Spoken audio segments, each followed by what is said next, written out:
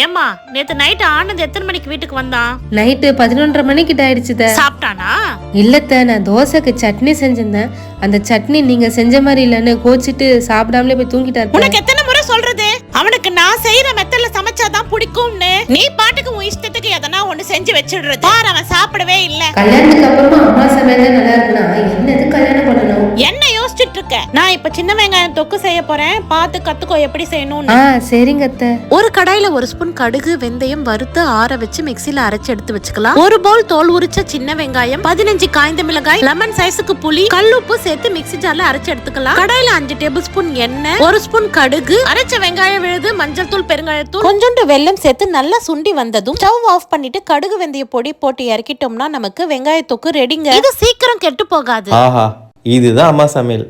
உங்களுக்கான ஒரு விடுகதை. கனிகளின் அரசன் என்னுடைய கனிகள், என்னுடைய இலைகள் தோரணமாகும், நான் யார்?